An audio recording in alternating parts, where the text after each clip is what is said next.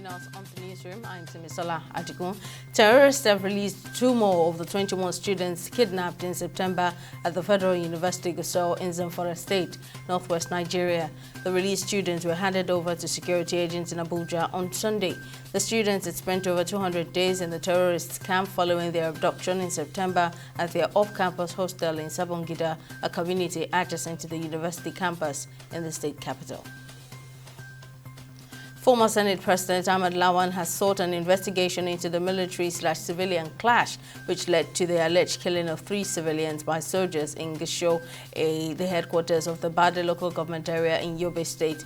The soldiers reportedly fired indiscriminately into the groups of protesters who were approaching their stop-and-search checkpoint near Gashua Bridge to protest the killing of a tricycle operator. In a statement on Sunday, the lawmaker who represents Yobe North demanded swift investigation by the military into the tragic incident. The Chief of Army Staff, Lieutenant General Taurid Lagbaja, has ordered an investigation into the death of a hotel manager, Achimugu Etubi, in Umuahia, Abia State. Some of its personnel were reported to have tortured the hotel manager, which led to her death. In a statement on Sunday, the Director of Army Public Relations, Major General Oyema Nwachukwu, expressed deep concern over the alleged unprofessional conduct of some of its personnel in the tragic death of the hotel manager. In business, Nigeria's inflation rate has jumped to 33.20% in March 2024 compared to February 2024 headline inflation rate, which was 31.70%. This is according to the National Bureau of Statistics NBS Consumer Price Index CPI report released on Monday. The inflation report by the NBS follows the hike in Nigeria's interest rate from 22.75% to 24.75% by the Monetary Policy Committee of the Central Bank of Nigeria.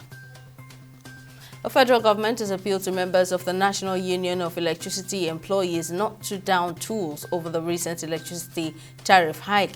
This is as the union insists they would withdraw their services should the government fail to rescind its decision on the removal of subsidy on the tariff payable by Band A customers. On the foreign scene, Russia's Kremlin has called for a de-escalation in the Middle East after Iran's unprecedented weekend attack on Israel. On April 1, Iran struck Israel to avenge a suspected Israeli strike on the Iranian embassy compound in Syria that killed top Revolutionary Guard commanders and followed months of clashes between Israel and Iran's regional allies. And on sports, organizers of the Beijing Half Marathon are investigating allegations that 3 African athletes deliberately allowed China's star runner He Ji to win Sunday's race. A Chinese sports brand that sponsored the event, Xstep, says the situation is still being confirmed and verified by multiple parties, and further information will be communicated as soon as possible.